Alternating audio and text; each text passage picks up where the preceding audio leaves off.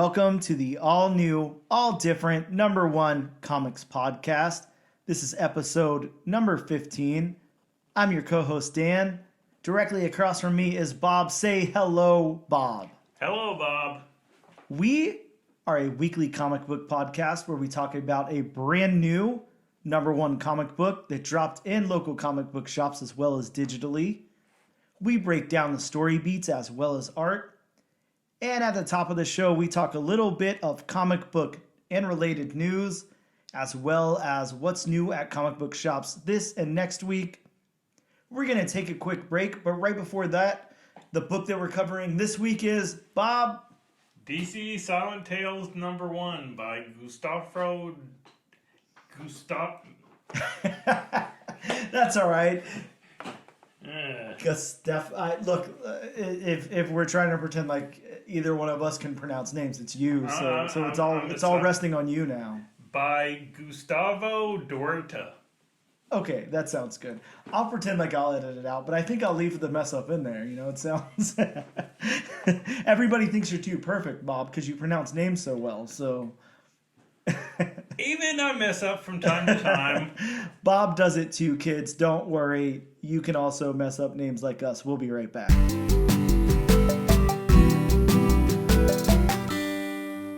And we are back to talk about some comic book news that dropped this week. Bob? There's actually comic book news this week. There's some comic book news. Not surprisingly, some of it is James Gunn related, but we'll get into that in a moment.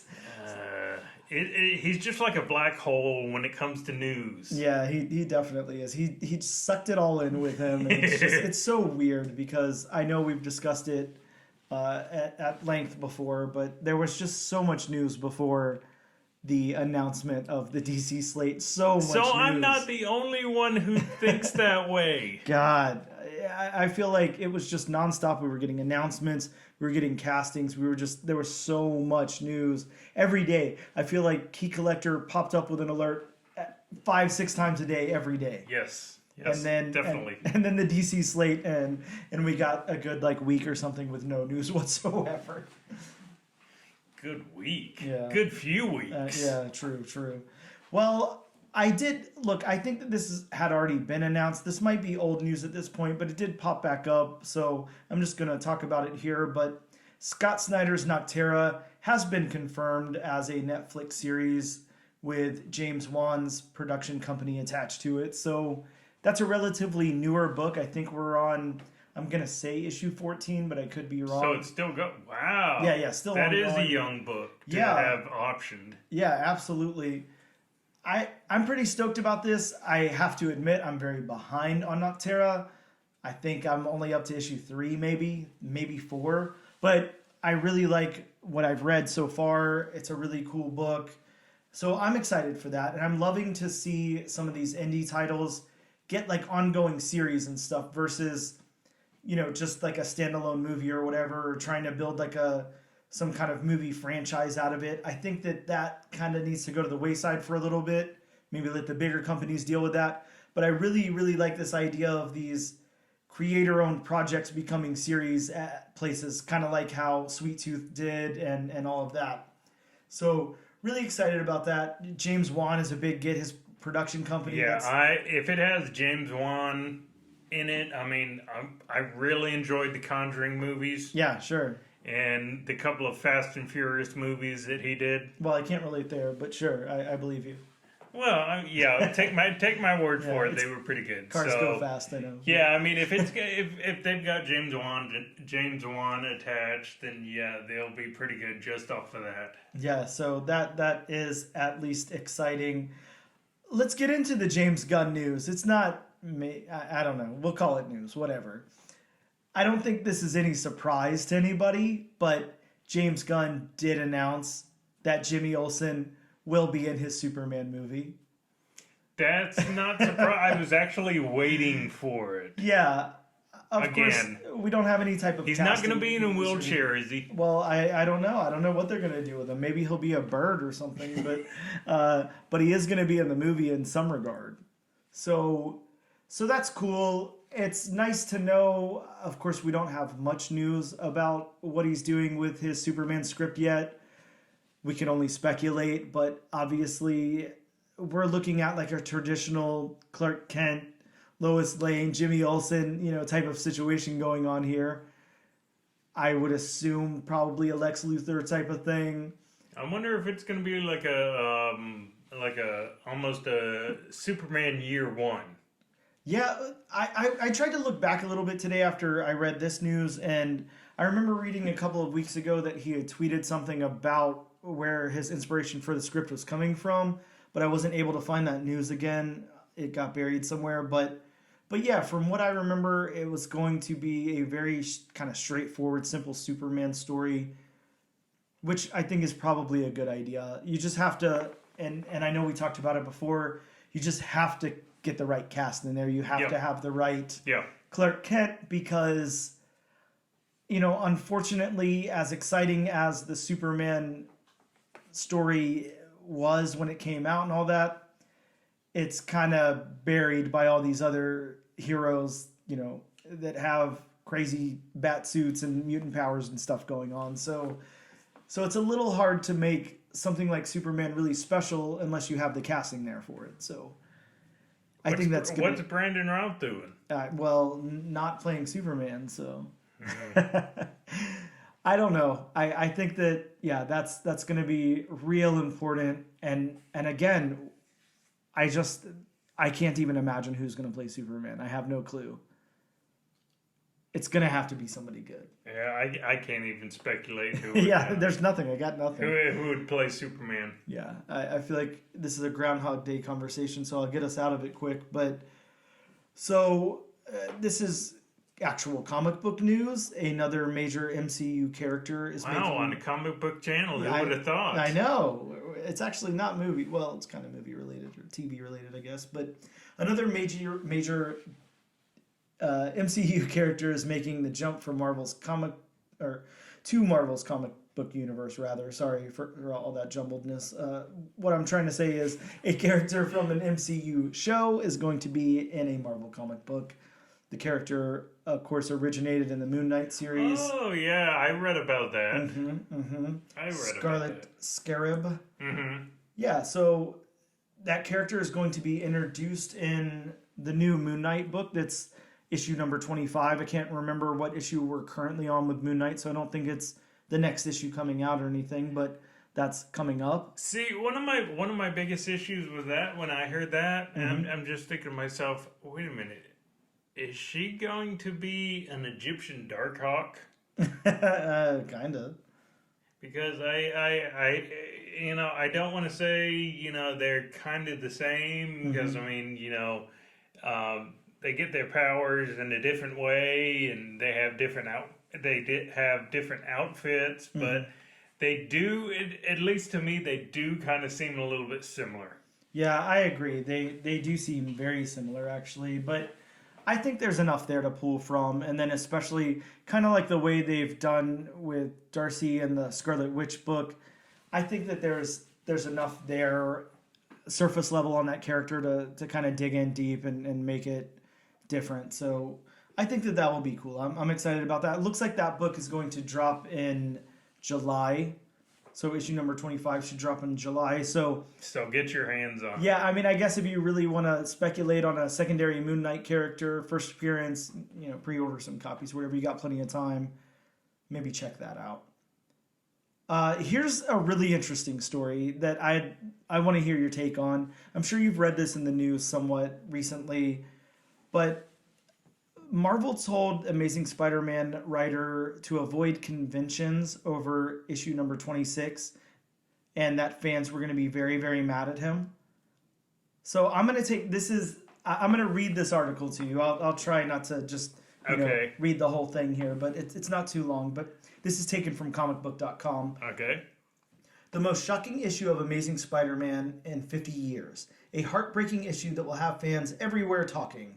That's how Marvel Comics describes Amazing Spider-Man issue 26 from Zeb Wells and Bob's favorite artist, John Romita Jr., which features a cover evoking 1973's Amazing Spider-Man 121, the iconic and infamous issue that killed off Peter Parker's girlfriend, Gwen Stacy, at the hands of the Green Goblin. This book is coming out May 31st, and it's an oversized issue, and it promises to be a key turning point in Wells and Romita's run, one that will send shockwaves through the Marvel Universe. And the editors told Zeb basically like, hey, you need to stay away from the public. You need to not go to conventions and stuff after this book comes out because everyone's going to hate you. So I can't even imagine what's in the pages of this thing. It says here he can tease that many people will be very mad at him. He can tease that editor Nick Lowe told him not to do any comic book conventions after the issue comes out. People are going to be upset. I don't know. I can't imagine what could be in here. Again, I'm trying to kind of go through the articles, see if it drops any hints. It's saying in 2022, the relaunched new volume of Amazing Spider-Man asked the question, what did Spider-Man do?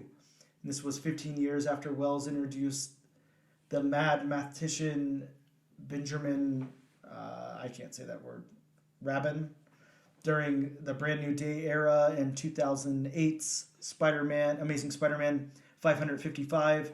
He's returned, and he spent years devising a plan to get his revenge on Spider-Man and merge himself with the Mayan god Wayup.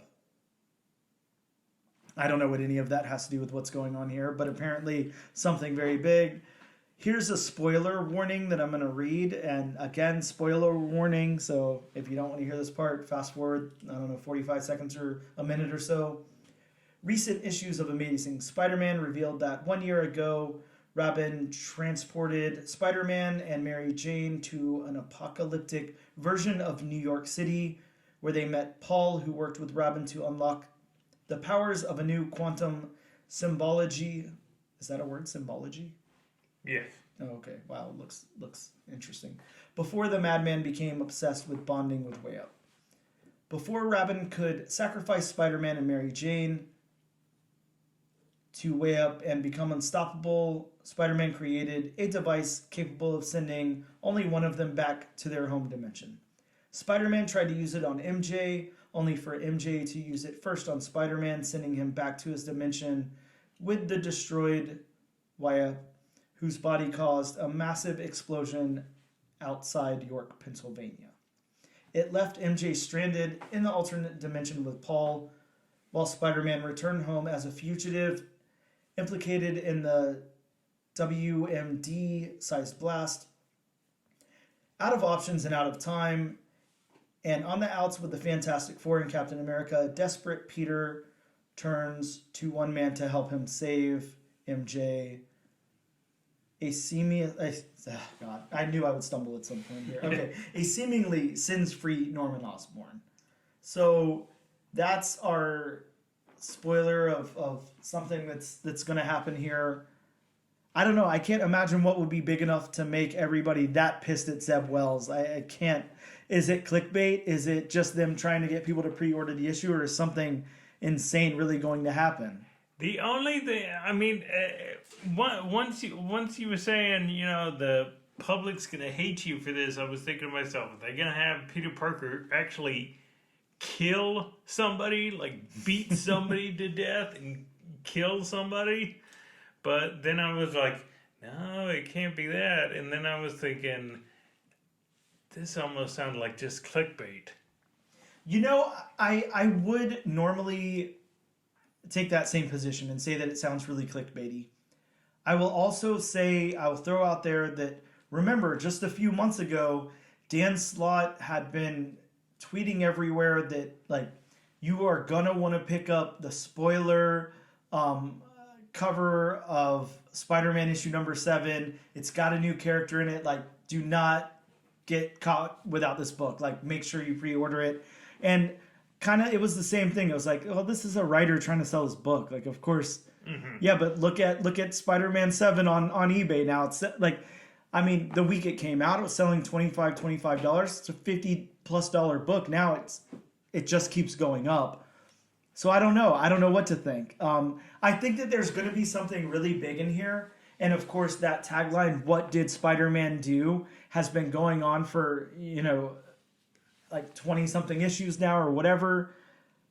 Still, what could be that big? The editors are saying to the writer, just stay away from conventions. That's also what I'm wondering, but I've got to know. It's got to be something, and we have to wait till like the freaking end of May to find out. So, see, and again, just like Dan Slott did, I'm just wondering, is this a way to sell Amazing Spider-Man number 26? I don't know. It makes me wonder too. I wonder the same thing. I don't feel like, Amazing Spider-Man has any lack of sales. No, I don't it's either. A huge pull book, probably right up there with Batman, and it's up there in everybody's pool. Everyone's collecting Amazing Spider-Man, regardless of the amazing John Romita Jr. art. But yeah, I don't know. This is a big one, and I hope that in the weeks to come or whatever, we'll able to follow up a little bit on this story. Maybe we get something out there to talk about. But yeah, I definitely had to talk about that one with you because this is really the first time I can think of in my comic book collecting that anybody has been that adamant about saying, hey, something big is happening here. I guess I take that back. I mean, of course, we both lived through the death of Superman, but maybe is it that level? I mean, I don't feel like it can be, but... Well, I mean, with the death of Superman, yeah, they killed him off, but it didn't take a whole long time for him to come back. Well, sure. I mean, of course, we would have to It's not like assume... the writer had to stay away from conventions or anything like that. Well, we would have to assume whatever happens, will of course be retconned at some point, or a new volume will come out, or whatever. Or we're gonna get a one more day, and where Mephisto was. Well, I was just about to say thing. Mephisto, or it was Agatha all along, or whatever. But of course, because it was Agatha all along. Speaking of Agatha all along, this isn't in my notes here, but I remember hearing this on the Phase 1 podcast that I listened to earlier this week. Rogers the Musical is happening at Disney. I have heard. Yeah, a 30-minute show, dude, I'm so stoked. Like, are you gonna go to Disney now just for that? I mean, I was gonna go to Disney anyways because of reasons, but yeah, definitely. I definitely want to see that. That's so awesome. Have they said a starting date? I don't know, maybe, but I'm just excited that that's out there. So. Yeah, definitely get your tickets for Disney. Check out the Rogers the Musical. You do not want to miss that. That's amazing. Bob, a little bit more comic book news. Actual comic book news. The paper kind of comic book news. They still make paper comics? Well, sometimes. For very special occasions, like the death of Superman. But that's about it. That's a lot of paper. Yeah, I agree. A new What If series is coming. And it's called What If Dark. And it's supposed to be dark what if. Like, we're talking... They can't just say, what if this person died instead of this person? Even though that's what the first issue is. It reverses the 121 that we just talked about. And instead of Gwen Stacy dying, it's Peter Parker. But this is promises to be a very, very, very dark take on what if. Some very dark stories in there. The only two that I know of so far are the Spider-Man one, and there's a Loki one. I'm not sure what the synopsis of the Loki one is, but yeah, these promise to be dark, Bob. So how do you feel about that? So it's basically a more adult-oriented what if series. Yeah. I'm definitely down for that. I enjoy most of the what ifs. Mm-hmm.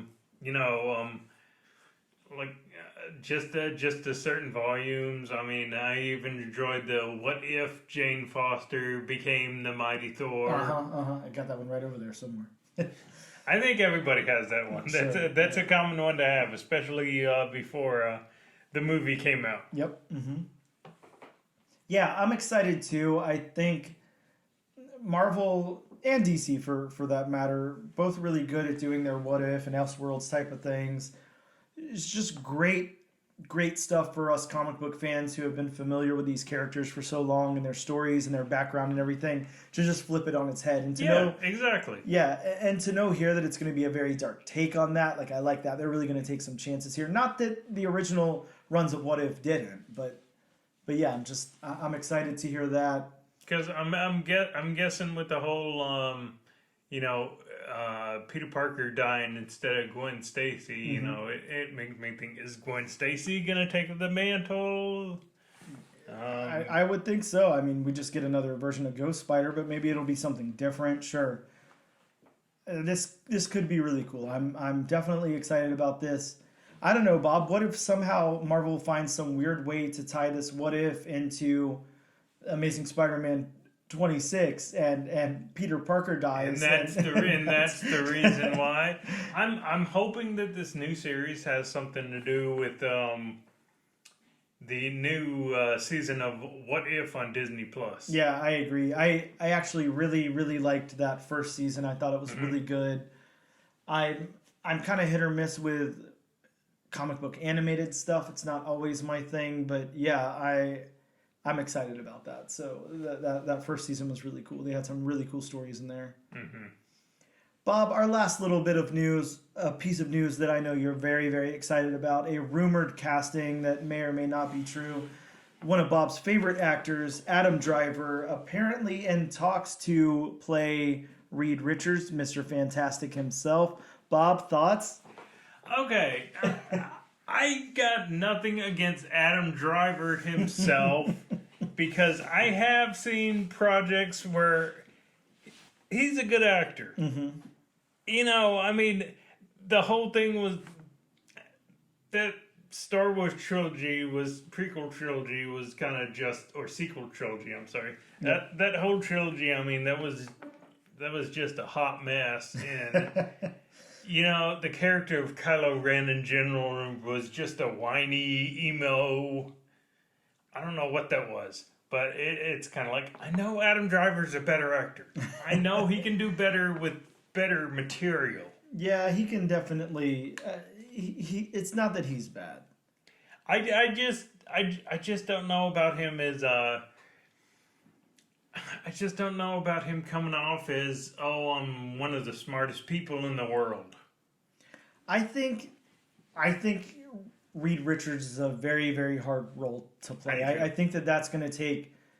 I think that takes somebody very specific with a weird, I don't know, level of charisma that. I mean, I don't think John Krasinski had it.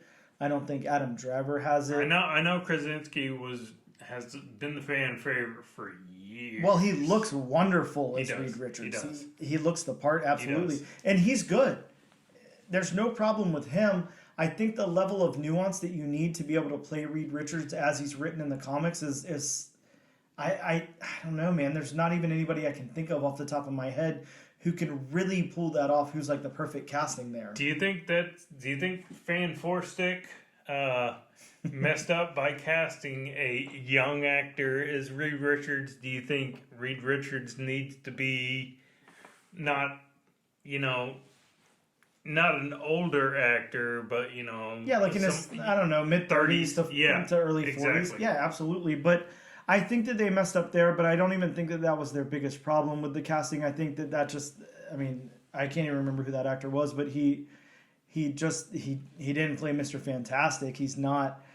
It's such a weird, nuanced character. I feel like the only type of people that could play someone like that.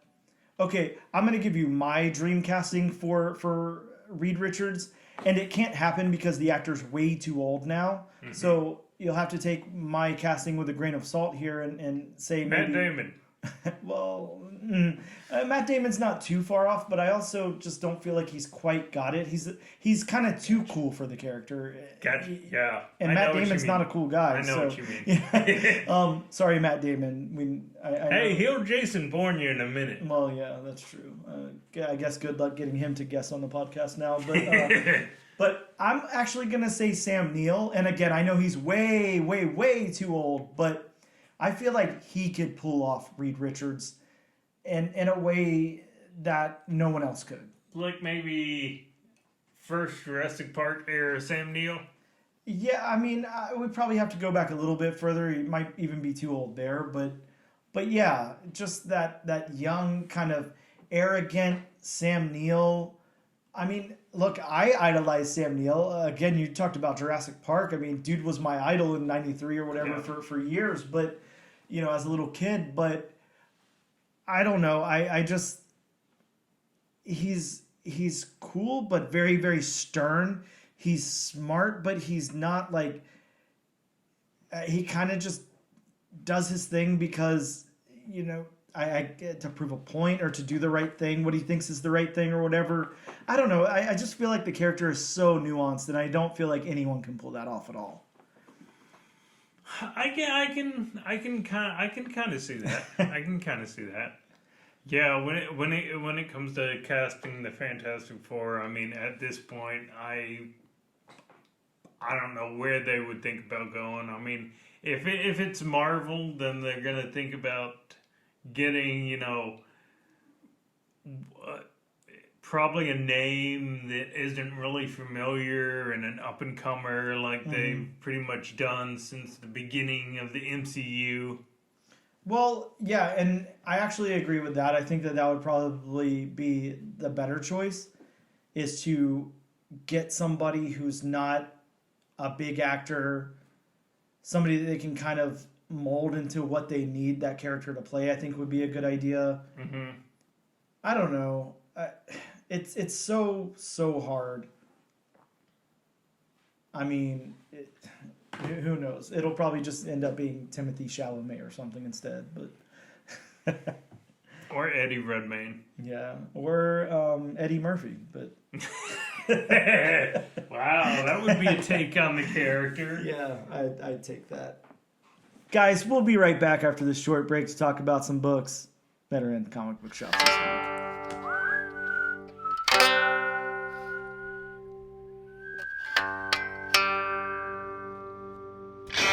Welcome back, all new, all different nation. We are going to talk about some books that dropped in local comic book shops as well as digitally this very week. From Marvel, we had Avengers Assemble Omega 1, which was a one-shot. And this promises to actually be the finale. Yeah, every time they tease me with one more book, and it's like, okay, one more book, and then it's over. I really enjoyed this run. Yeah, it was a very, very good run. But I think it's kind of funny. It's almost like Lazarus Planet level of this is the last one, and then something else comes out, and then it just keeps coming. I think maybe Jason Aaron is just like, hey, come on, the fans still want me. Let's get another one shot in there. And there is a very cool timeless variant for it that I picked up where it's just Galactus's, of course there's the black and white, but it's just Galactus's face. Yeah. That's all you see is his face. Yeah, a very, very cool variant. I like that one a lot. I wish I would have picked that up, but I opted for the regular A cover as I normally do. But we also had a amazing Yi-Hung Lee variant for She-Hulk issue number 12. Man, I don't know if you saw that cover. There was, I think it's a C or a D cover. I did not. It was also the 1 in 100, but that was a Virgin incentive. Just an amazing, amazing cover. I think that I'm going to try to stall for a second so I can show you this cover while I'm still talking about it, because it's just so good. Just look at that cover. I mean, that's a nice She-Hulk cover. And who did you say it was by?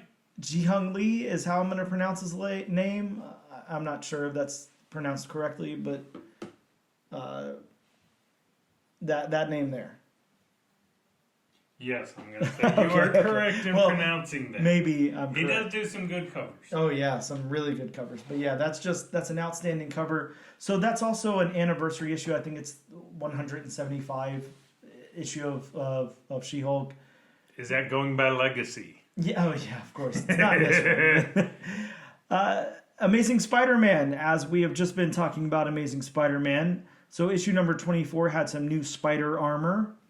Of course, it's solicited as temporary spider armor, so I don't know what that means. I guess it's just goes away after this issue. Maybe that's the big damning thing. Everyone's gonna hate you because you got rid of this spider armor after one issue. Don't go to conventions. You will be killed. Yeah, that I don't know. Maybe. We had Captain America Unforgiven, the end of the 3-part Unforgiven trilogy of our heroes with vampires, which was very, very cool. I have not read the Captain America one yet, but I'm looking forward to it. We had Warlock Rebirth, issue number 1. It's got a first appearance of Eve Warlock. And from Dark Horse Comics, Bob, I know you said you haven't read it yet. I read this last night. All Eight Eyes, issue number 1. Man, just so good. And it's got all new, all different #1 comics podcast artist review alumni.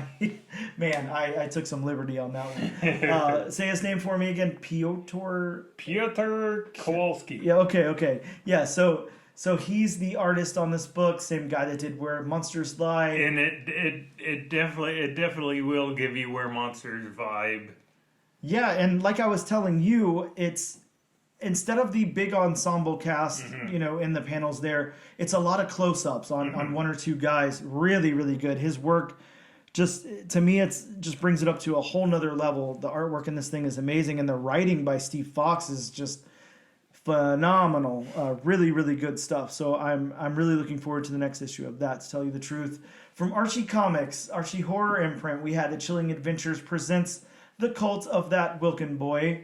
I have not read it yet. I'm not going to lie to you, Bob. I cracked it open last night because I was going to read it, and I saw the amount of dialogue. And I said, very dialogue heavy. Very, but I know I think it's written by Colin Bunn, I believe. So I know it's going to be very good dialogue and a very good story. It's just a lot of dialogue. Yeah, it just, I wasn't in the mode last night to sit down and read a single issue for 45 minutes. To just have your eyes start bleeding. Yeah, I definitely wouldn't have made it last night. But in the middle of the day, that's going to be a good book for me. I'm excited to read that one. Sounds really cool. Artwork looked great from what I saw. From Udon, publishing, imprint, whatever they're called, we had a new Street Fighters book. It was a one-shot, Street Fighter Masters Cammy. I don't know what to say about that other than if you're a Street Fighter fan and a Cammy fan, then there you go. That happened. Image had Terror War issue number 1, which again I started on. I didn't finish it yet because I think 3 books was my max last night. Right. Trying to read them at midnight and trying to go to bed at a reasonable time. I think that's pretty much everybody's max at one time, because I read 3 comics at a time and then it's like, okay, I got to do something else. I don't know, man. Unless it's something like Scarlet Witch or Saga, I keep going all night. There's no problem there. I'll never go to sleep. But yeah, I don't know. Just jumping from one title to the next is a little hard sometimes, sure. But yeah, Terror War issue number 1. It's cool. It's very, very interesting, high concept book. It's about these fighters that fight off these things. And I don't know what to relate it to other than the comparison that I heard from one of the guys that works at our local comic book shop said, kind of imagine it's like, if you think of something, whatever you fear is like conjured up and becomes real, and then it's a threat against you. So he was like, kind of think of it as like the Stay Puft Marshmallow Man and Ghostbusters. It becomes that's a very good comparison. Yeah, and I thought that was cool. So yeah, it's kind of like that. You look through this book and some of the things that you see are very, very interesting. Is all I'm gonna say about it. But yeah, I'm excited to get into that one and read it. Over DC Comics, we had Flash 797. It's got like 6 first appearances in it. I don't know. Wow. If you're banking on Flash, then I guess that is the issue to get, because it just expands the Flash universe all throughout. Another first appearance in Static, Shades of Dakota, issue number 3. First appearance of Eben. Or Ebon. I'm not sure how to pronounce that. I'm going to go with Ebon. And then Wonder Woman 798. Almost getting there to 800. Just 2 more issues. Man. We have, in Amazing Spider-Man fashion, new Wonder Woman armor. So no word on if this is temporary like Spider-Man's, or if Wonder Woman creative team has to stay away from conventions, but so did she make a wish again and she's losing her powers? That's why she dons the armor. Man, I certainly hope not. I think this has something to do with, I don't know. I saw there was a lot of like Shazam talk on the cover and stuff too surrounding it. So I don't know. I think it's got some kind of mashup quality to it or something along those I lines. don't know. For me, Wonder Woman in armor just seems kind of overkill. Yeah, absolutely. It's like putting Superman. Well, I guess that would be General Zod. Superman in armor. I guess that would, be General Zod. Kneel before Zod. Yeah, well, yeah, whatever. What can you do? Terrence Stamp did so much better. Better than me? Come on, Bob. We'll be right back. Bob, let's break down this book that we decided to cover this week, Yes. which is published by DC Comics. It is DC Silent Tales, and it is written and illustrated by... Gustavo Duarte. Yeah, I was going to give it a shot, but then I was going to, like I said, I'd probably call him Gus something and completely ruin his name. It's Daniel. It's Dan. All our listeners know that it wouldn't come out how it's written. Well, yeah, not even close. So No. I think that's a given at this point. Let's talk about the creator of this, and I'm just going to call him the creator because, again, he, I guess, scripted this thing and also illustrated it. So I don't know if we have any other credits here. Just since Superman's in it, we get the credit by Jerry Siegel and Joe Shuster by special arrangement with the Jerry Siegel family, which is always kind of cool. Yeah, that is great. I like that they always do keep that in there. Yeah, no credits here other than editor and a variant cover, which is there's a 1 in 25 incentive by Raphael Albuquerque. Maybe go get your hands on that. Great artist there. But yeah, Gustavo Duarte. Yes. Oh man, nailed it. Now watch. He's gonna come on the podcast and say, "Listen, you assholes. It's not how you pronounce my name. It's actually Gus Franklin." I'm sure most of these creators we've said their names, they'd come on the podcast and they'd be like, "What the hell are you doing? yeah, That's sure. not my name." Well, I feel bad for Mr. Matthew from Pop-Up. I couldn't even come close. So. Yeah, luckily he was fine with calling us Matthew, which Yeah. thank you again for that. Yeah, what a good guy. Thank him for that. Good thing Tyler Crook's got an easy name. To say. So Gustavo brings his style of humor to the DC universe in 6 short stories featuring funny moments in your favorite superheroes' lives. Where does Harley buy her mallets? What happens to Superman's radioactive clothes? What's a day off like for Cyborg? Be sure to check out this entirely silent comic. So that's the synopsis from DC's website. I also put together my little synopsis of Gustavo Duarte here. He is from Brazil and usually works on silent comics. He's worked on Birds, and I think this book is Monsters Co., like Monster and Company, I guess. I don't know. For Dark Horse, he's done a Bizarro miniseries over at DC, and for Marvel, he's worked on Guardians of the Galaxy. He did that Lockjaw book, which was really good. And then he's worked on Miles Morales as well. He's also got some other credits to his name, but mainly single issues. I'm not seeing like a lot of full runs or anything that he's worked on, so I'm just going to leave it at that. But yeah, that's our sole creator here, so I don't have to get into another creator. I'm just going to get into my synopsis of the book, so we'll go ahead and take it early. Again, much like the last few weeks, it's a long synopsis, especially for something that has no dialogue whatsoever in it. So take it away, Dan. Yeah, bear with me here. DC Silent Tales is a 6-part anthology comic where each story focuses on a different DC character. The book opens with Harley Quinn in a story titled Hammer Time. Harley walks into a hardware store and has the shop owner make her signature oversized mallet by trading out the handle with a much larger one and then asking for paint. She pays and then suits up and goes outside and then breaks back into the shop to steal the money from the register. But ironically, she's leaving the whatever it was, $32 or so that she paid for the mallet and paint behind for whatever reason. Next up is Cyborg's long play, which starts with Cyborg buying a record from a record shop He then lays down on his couch and listens to the record, but Gizmo shows up. As Gizmo sets up traps, Cyborg gets up to turn his record over, and Cyborg ends up punching Gizmo out the window. Next up is Superman and Bugs.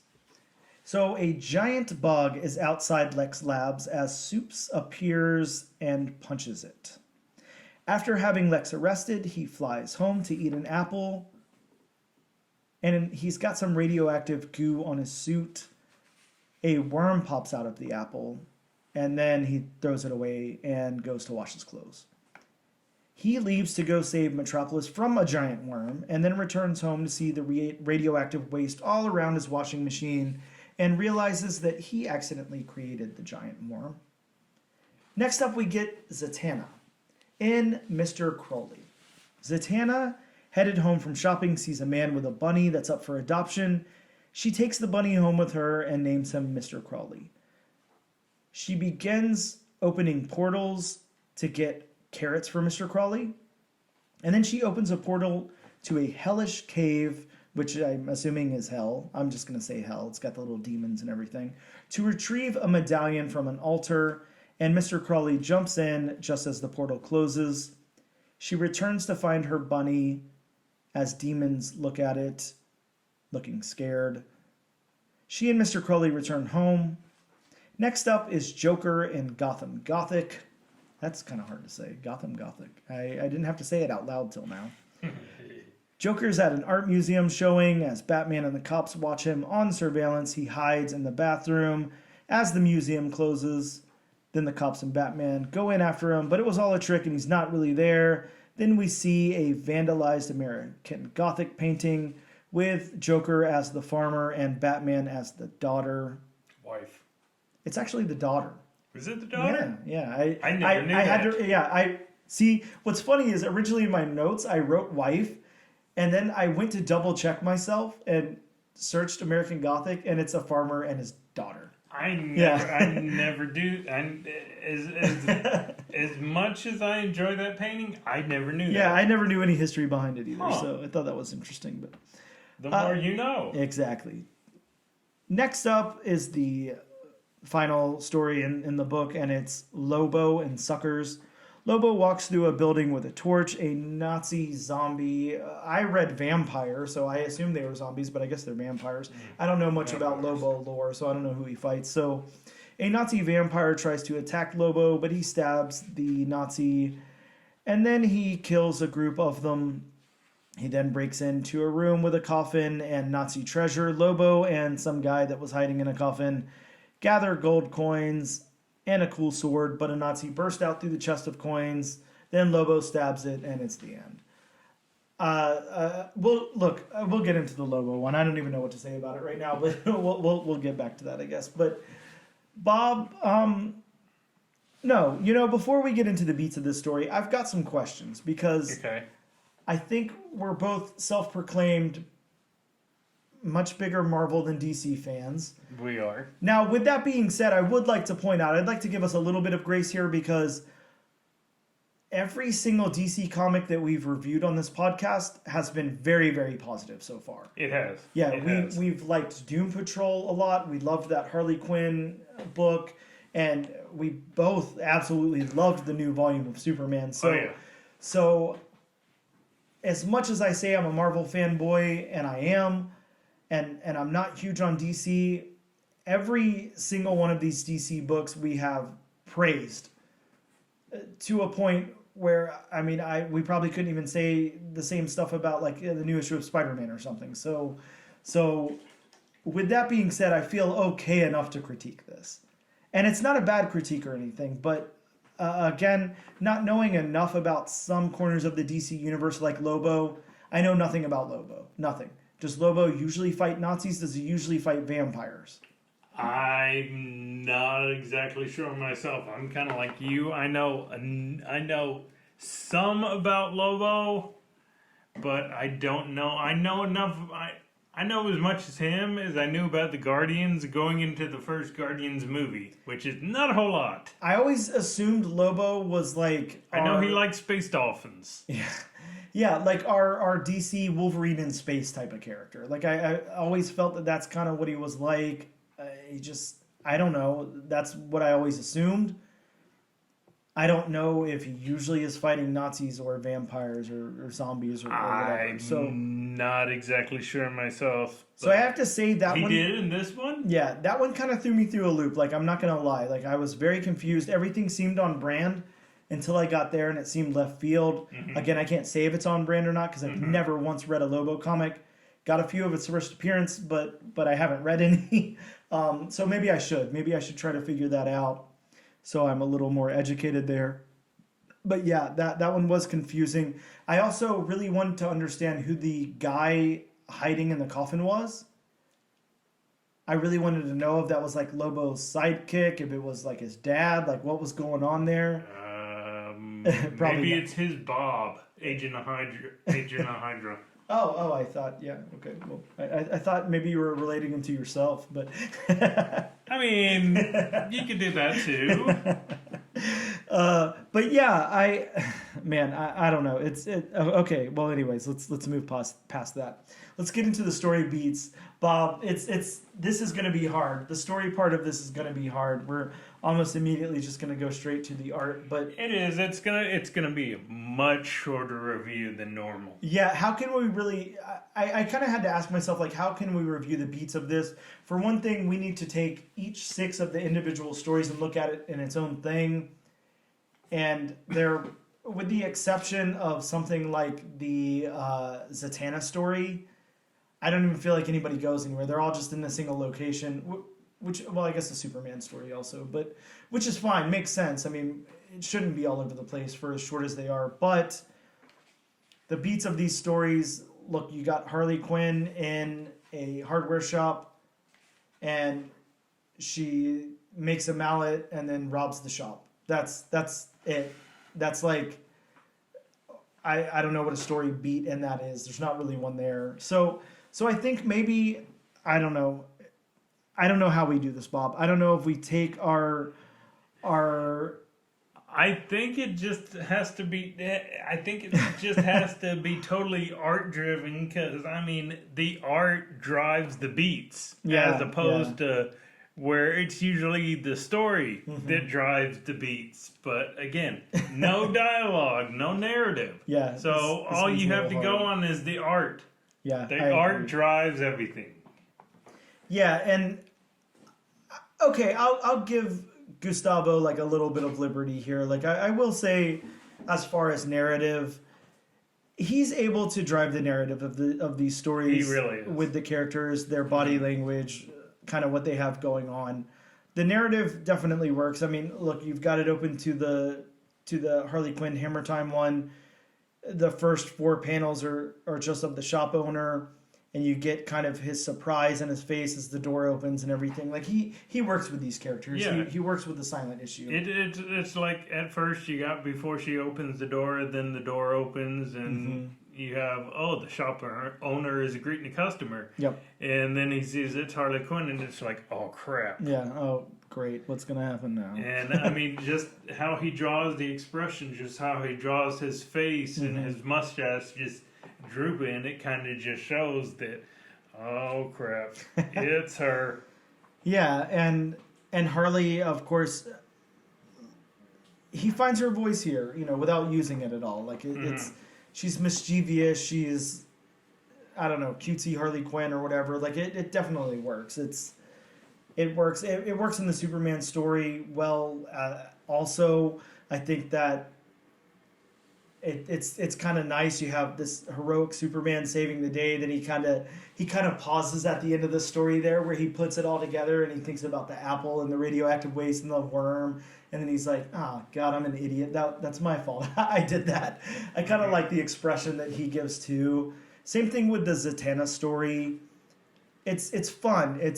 It's quirky. It's weird. She picks up this bunny and she doesn't know what to do with a bunny. She's like, oh, great, I guess I got to feed it some carrots or something. Let me just open a portal and go grab some carrots. Although she does break the law, I must say that. Sure. She definitely didn't pay for those carrots. But, yes. But yeah,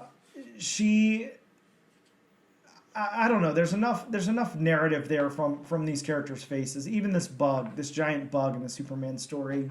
Yeah, You know, I mean, you can see Superman flying around in its mouth just from the panel, because I mean you get side view where Superman's flying to one side, and then you get the top view where he's trying to fly out, and then you see Superman fly out his teeth. Yeah. So the beats, the way he draws everything, the way he draws the expressions, the way he draws the characters.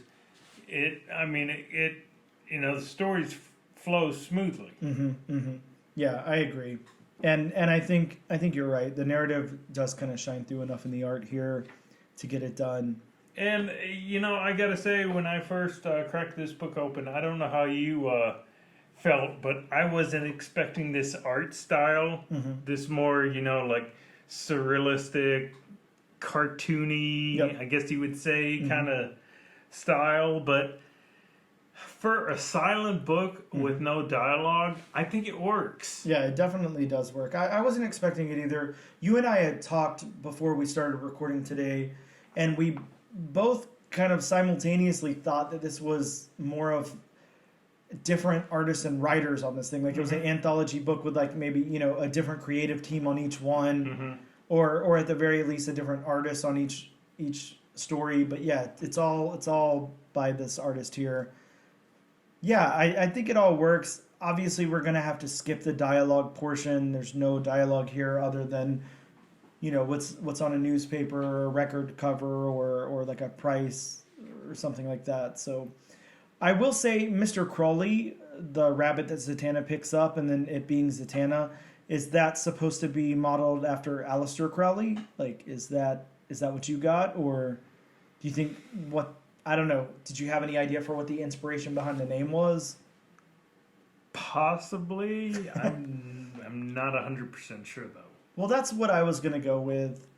I think that would make sense in a Zatanna story, especially given the end, like with the hellscape and all of that. I think that and that kind of ties into my next thing, the world building. Let's talk about the world building. I think that we can talk about the world building and the story part of this without necessarily getting into the art. Of course, it's a aspect of the art, but yeah, let's talk about the world building. Again, this is hard. This is very hard. Not just that it's a silent issue, but it's an anthology issue. Just like whenever we did the Archie the Betty Final Girl book. It's kind of hard because we're talking about multiple stories within a single book that we're talking about. So, I mean, what does that mean? The world building throughout, the world building in each one, whatever. I'm going to take it more as like the world building in each one. We've got 6 different titles here.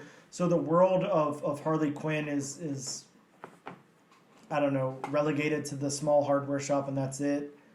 And I feel like that is a world in Gotham that works and makes sense. It's lined with I don't know. There's things there. I feel like it feels very lived in. It feels like one of those small town like mom and pop hardware stores. Owner operated. It's obviously it's this dude's shop. He's not paying employees. Like it's not like somebody else owns the shop and they're paying this guy $6 an hour to help people or anything. It's just his shop and he just works there and he probably, does that and then goes home at 6 o'clock and eats dinner or whatever. Like that's what I assume. I feel like the world there works. It's kind of cool. Is really all I can say about it. There's not much. So the next one being Cyborg's world. And again, Cyborg's world is his, I don't know, it's a record store, then it's his living room couch. That's all. Not really much to go off of at all, but I like how, like, I don't know, it seems like really comfortable and modern, like in his living room. He's obviously listening to a record, and you can tell he's kind of like a hip guy with his cool sneakers and jacket and stuff on, and he's just relaxing, listening to some music. Well, and when you say living room, I'm thinking, is it his living room or is it like the Titans' living room? Oh yeah, well it's the Titans. I mean, obviously you got on the top of that panel there, you got the Titans. Oh yeah, that's true. I did see that. What's that called? Tower. Titans Tower. Yeah, all right, that makes sense. Yeah, but the big T in the sky. But yeah. I don't know. It just maybe it's aspect of his room in the Titans Tower. I don't know. I'm not sure, but Possibly. I wasn't familiar with the character Gizmo. Were you? I actually had to Google to figure out who that was. I had no idea who it was. I'd Okay. seen him before, but it's like, what is his name? Yeah, likewise. I know I had seen him before somewhere, but it took me a minute, and I didn't. I don't know. I just didn't put that together. But yeah, I feel like that world works. Now, getting into the Superman story, the Bug story, I feel like there's a lot of world building there. We're over at Lex Labs.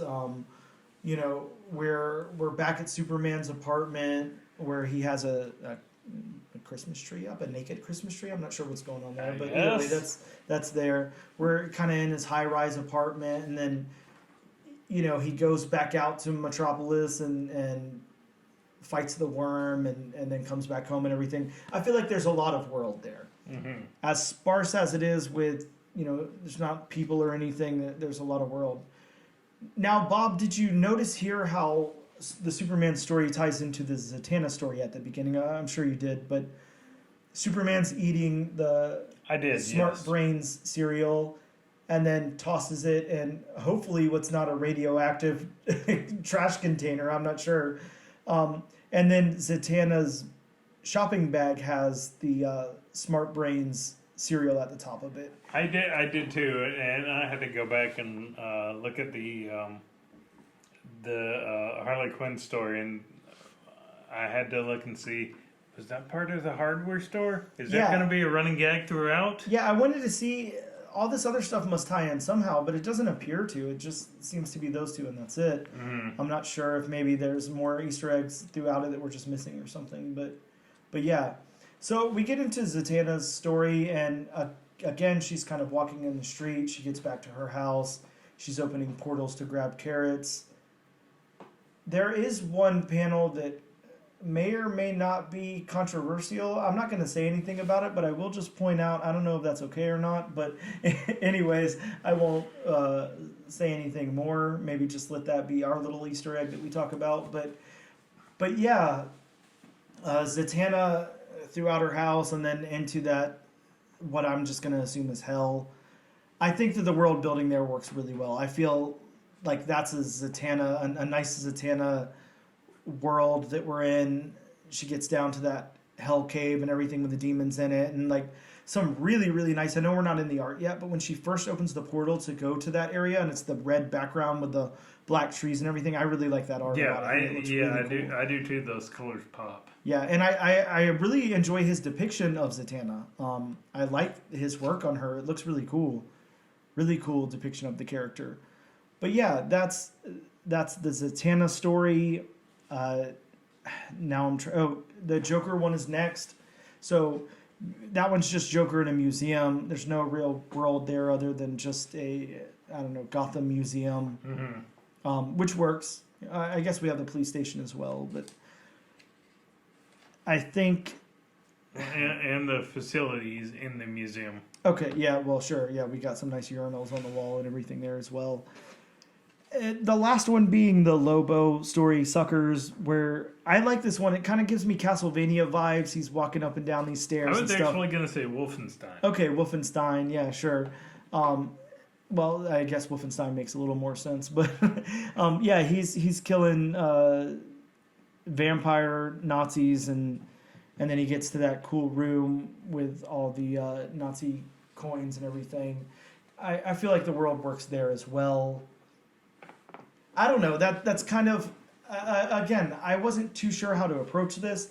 I don't want to go story by story to talk about each one of these things. I feel like maybe it's kind of boring to listen to and it's taking up too much time. But let's get into the characters. Let's talk about the characters now. Let's get into the art section because that's where the story really thrives and everything. That's what the story is. It's based on the art. So let's talk about the characters here. How did you feel about the depiction of Gustavo? Okay.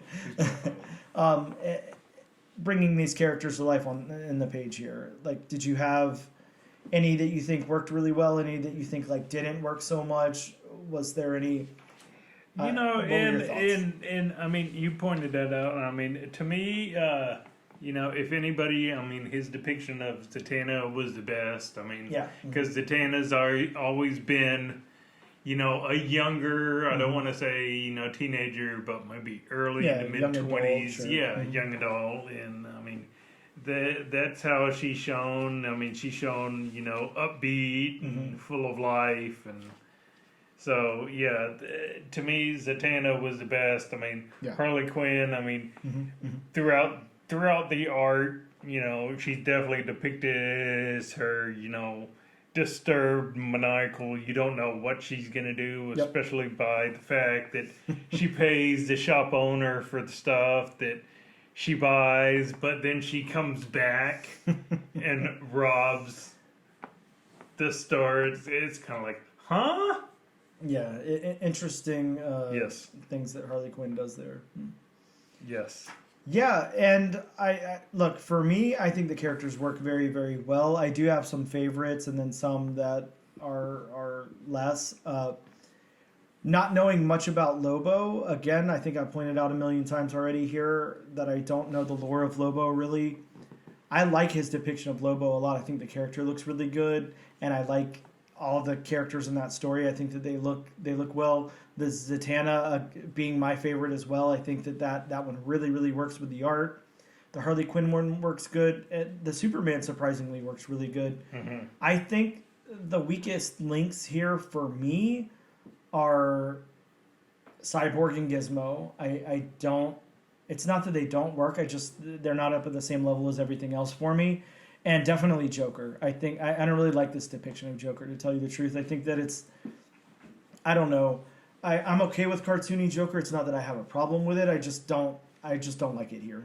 To me, as far as portrayals, this was more of like the Cesar Romero type Joker. You know, just a funny ha without all the homicidal tendency. Sure, yeah. I mean, in his story, he's just ruining a painting. He's not, killing somebody or whatever Joker normally does. But yeah, I think that I like the depiction for the most part of all of these characters. I like a lot of the side characters. With the exception, I think maybe Gizmo's a little too cutesy or something. I don't think it works well for that. But I don't know. I think the characters work well here. So let's talk about the locations.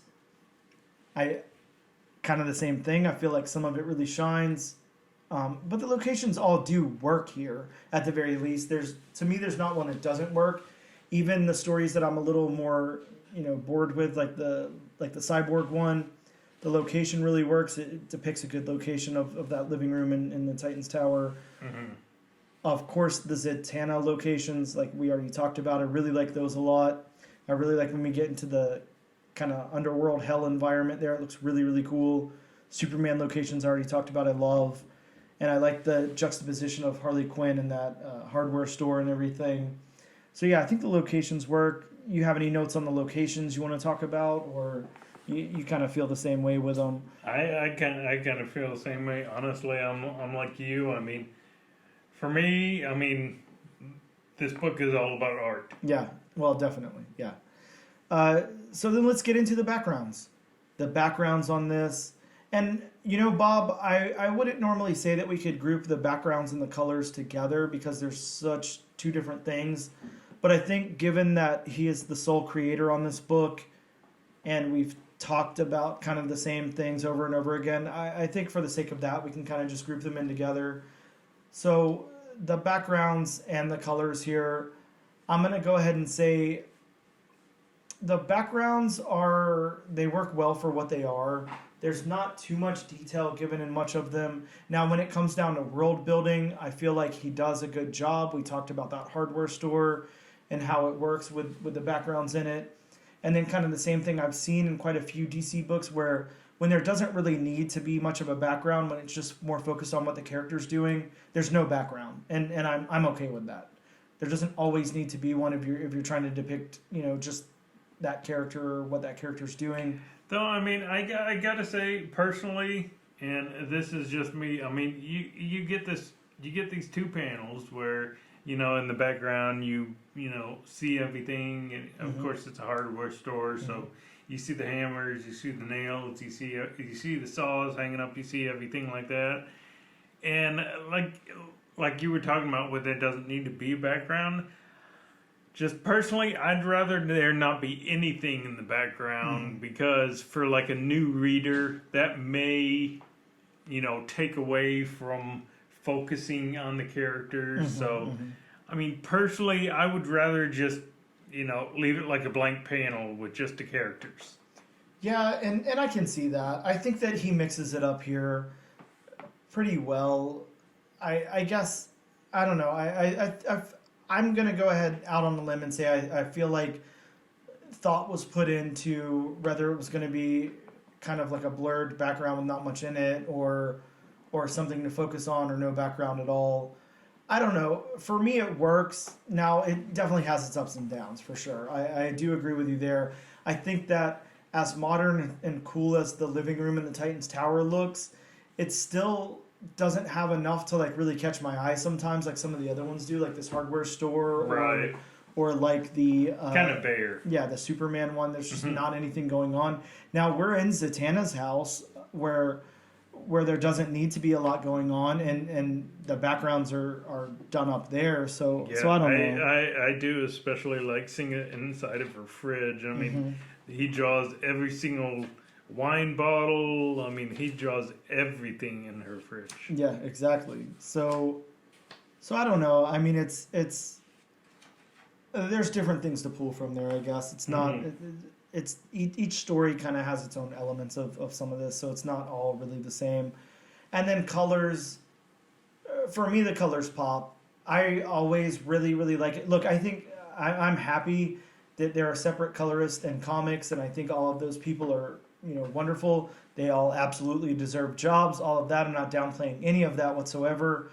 But I can appreciate where the artist does their own color work sometimes, because I feel like that vision really is fully executed, and I feel like it feels a little bit more personal. To me, this seems a little bit more personal. There's not a lot of shading and stuff going on, of course, but just the colors along with this art style really work well together, and they really pop. Like, they look very, very nice. So this is very visually appealing on the color side, absolutely. And yeah, again, like if you agree, it sounds like you agree. If you have any other notes you want to take on colors there.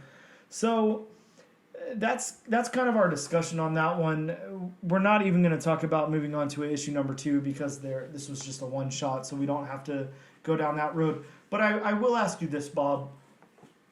Given our review of this book and how we talked about it here for our listeners, do you recommend that people go out and pick this book up? I do, especially if you've never read a silent issue. Like, I've never read a silent issue, and this was definitely more enjoyable than I thought it would be. Yeah, I don't disagree with you there. I have looked at a few silent issues. I guess I can't say that I read them, but yeah, I've definitely owned some silent issues, been involved in those and everything. I don't know. This one's hard for me. It's good. It's fun. I think that, I don't know, if you're not collecting a lot of comics, if you're just picking up a few books a week or I don't know, some people only pick up like one book a week or something, to go spend $6 on this, I feel like you might feel a little cheated. You kind of open it up and just blast through it in a couple of minutes, and that's it.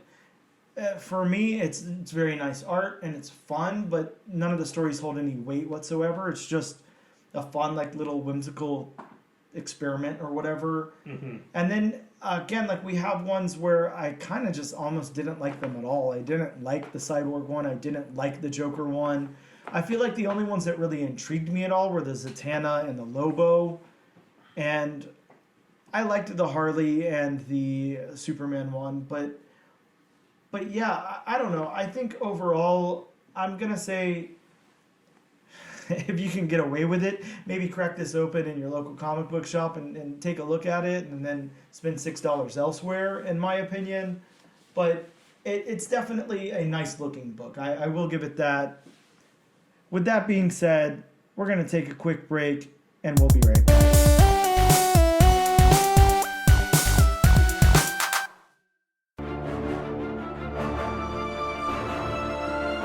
Did you know there was a Doctor Strange movie in 1978? Or that Tim Burton and Nicolas Cage almost made a Superman movie in the mid-90s? On Superhero Cinephiles, we take you on a journey into the world of superhero films, including the acclaimed, the infamous, and the obscure. And you might just be surprised at some of our takes, because here we want to talk about the things we love, not the things we hate.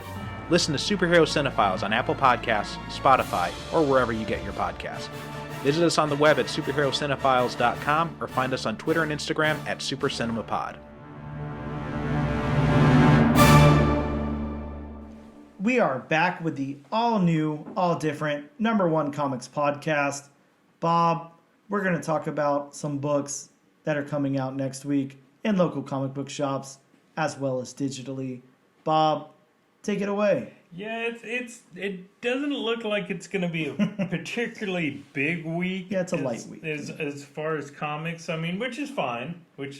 Oh yeah, I could use a light week. I definitely could use a light week. Though a light week for Dan is still like $150. Oh. A few of the books that are coming out next week from Image Comics, we have World Tree #1. Yeah, and I want to piggyback on you talking about World Tree really quick, just in case listeners don't know. World Tree came out, I think, 2, maybe 3, I'm going to say 2 weeks ago. It came out and it was recalled.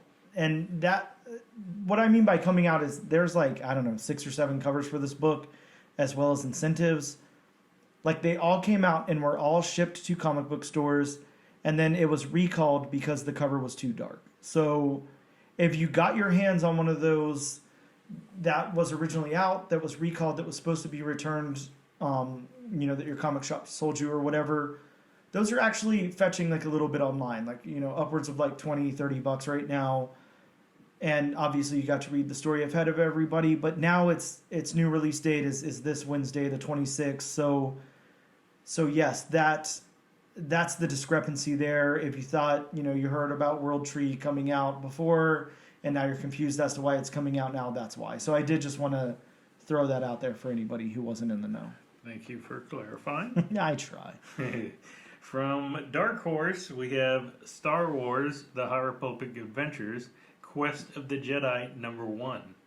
With a couple of first apps in there. Yes. A new legendary Jedi Knight. And Barnabas Vim and his Padawan Bly.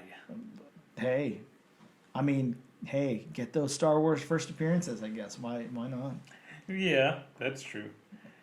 From DC, you have Unstoppable Doom Patrol #2. I think we will be both picking up this issue. Yeah, absolutely. That's on my pool. And speaking of first appearances, that has a first appearance of the Worm, a member of the Doom Patrol. Maybe it's the same Worm in the Superman bug story here. I don't know. Possibly. Time will tell. From Marvel, we have Marvel Tales Miracle Man #1, which is a 120-page one-shot of classic Miracle Man stories. Again, I know Bob will be picking this up. Bob loves reading 120-page issue books. So yeah, that's gonna be a little bit. That's gonna be a no. Can you imagine though if? Look, no offense to any of the huge Miracle Man fans out there. I know they exist, and that's cool. Good for you. But pulling 120 pages on Miracle Man, that's got to be a task. So yeah, 120 pages. That's a sit down. Yeah, sure. From Udon, we have Darkstalkers Felicia #1. Yeah, and this is the solo series featuring Felicia from the Darkstalkers arcade game. It has some very, very interesting cover art that if that's what you're into, you might want to pick that book up. But yeah, that exists. So. Just judging by the cover it's kind of like okay. Yeah, again, we're just throwing some Easter eggs out there for you guys to look at these things. I guess I don't know. Also from Marvel, we have the debut of Star Wars Darth Vader Black, White, and Red #1. Yeah, those are always hard to say. I can't remember. We had a Wolverine one. We had there was an Electro one like a while ago. I think so. I think there was. Yeah, I think there was. There's been quite a few of these, but they're actually really, really cool. I actually like these a lot more than I thought that I would.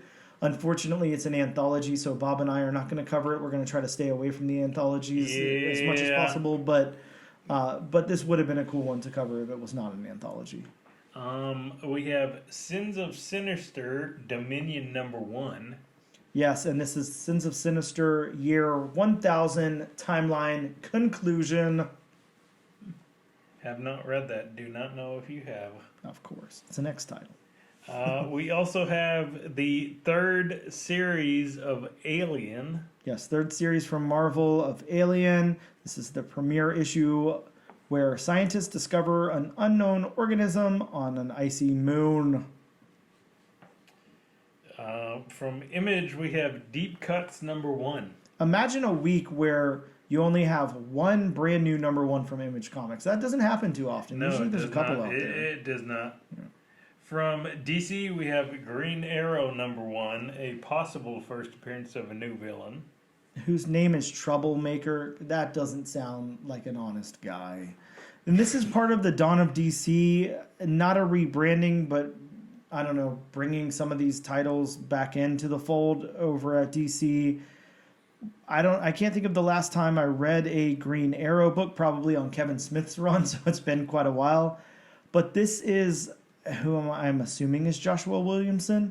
I see Williamson credited as the writer on the book, so that's cool. Very good writer. I'm excited. I like Green Arrow. Yeah, we definitely don't need a DC Universe rebrand anytime soon. Well, we do not need that. yeah. From American Mythology, we have Rawhead Reborn #1, which sounds like a totally nuts comic.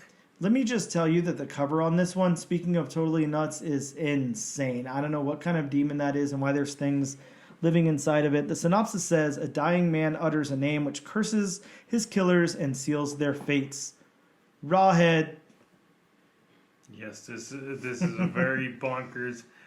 If this is Rawhead on the cover, it's kind of giving me Carnage vibes. Yeah, I would definitely pick this one up for the cover, even if you're not going to read the book. It looks pretty cool. It would look nice in a 9/8 slab, all I can say. And then from Scout Comics, we have Darkland #1. Yes, Scout Comics, always super, super reliable at their books coming out consistently. Hopefully when they say next they're going week. to. But yeah, hopefully this one comes out. It's a 24th century. A young girl stalked by a notorious bounty hunter finds haven in an abandoned mall located somewhere in the remnants of America. A mall as a dark land? I always think of a mall as a happy place. I don't know. I guess that it's a Except mall. for Regency. Well, that's a whole other story. I mean, maybe we could make our own comic on that. But Yeah, that's true. yeah, those are the books that are coming out next week. Bob, I think you have an announcement for us. What book are we covering next week? The book we will be covering is from Image Comics, World Tree #1. Yes, we will be covering the James Tynion IV World Tree issue #1. Barring that they get the colors right. Yeah, let's hope they don't recall it again. Maybe now this time they'll say it was too light and they'll recall it, and it'll just keep happening. It'll be like Goldilocks and the Three Bears. Oh, this man. one's too dark. Yeah. This one's too You light. got to get it just This right, one's man. just right. Oh, poor Image Comics. Guys, that is our episode this week. Thank you so much for tuning in and diving into DC Silent Tales with us. As always, make sure you use our hashtag #AllNewAllDifferentNation to be entered in our weekly giveaway. Check us out on Instagram at ANAD_1 Comics Podcast. On Twitter at ANADNO Comic Pod. On TikTok at ANAD1 Comics Pod. As well as YouTube at the Comic Book Channel. We'll see you guys next time.